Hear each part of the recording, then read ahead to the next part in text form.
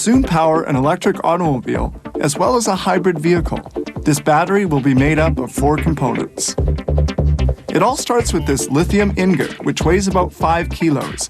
It's transformed into a thin sheet by this extrusion press that applies 400 tons of pressure. From it will exit a sheet that's only about 250 microns thick. The whole extrusion sequence is closely computer controlled. Extrusion is now completed. The metallic lithium sheet is the required 250 microns in thickness, or 1/4 of a millimeter. The sheet has to be further thinned. Placed on a roller, it is carried to the laminator. At room temperature, it's thinned once again.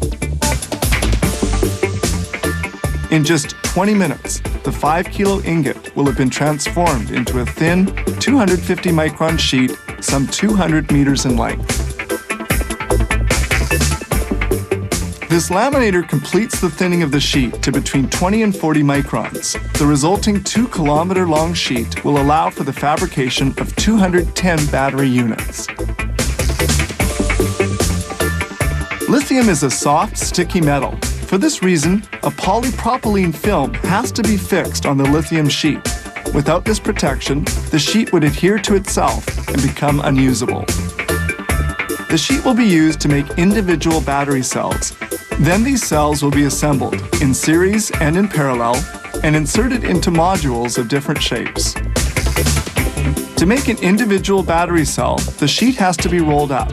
This automated spooling machine winds up the lithium film in 26 revolutions.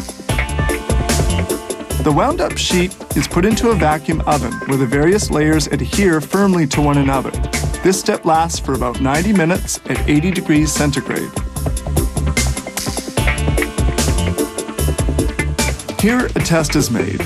Using a voltmeter, the battery is checked to see that it produces the required 3.56 volts. Any problem can be detected here and corrected. A final quality check is made with this caliper, which precisely measures the thickness of the battery cell. The battery cells are then stored. Metallic plates are placed between them for the entire storage period.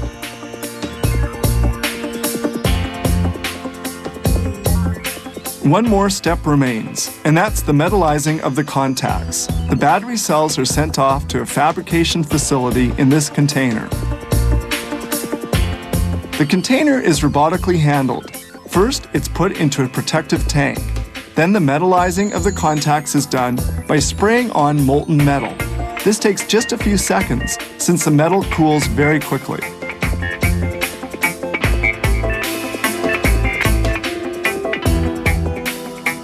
The battery is now finished. It comprises 4 elements: lithium, which acts as the anode, a metallic oxide cathode, a dry solid polymer electrolyte, and a metallic current collector.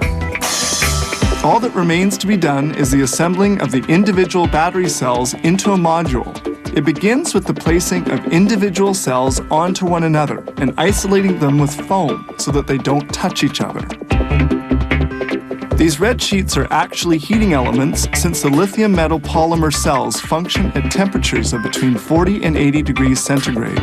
All of the individual battery cells of the completed module are connected to an electronic card located above the module.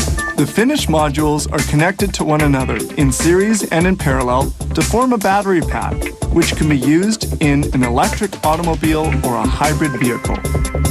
Here we see these modules of a battery pack for a hybrid vehicle, an automobile that works with a gasoline-powered motor and an electric motor. This prototype battery was created for a totally electric vehicle. It surpasses heavy traditional lead-acid batteries that can't develop the same amount of electrical energy and which have much shorter lifespans.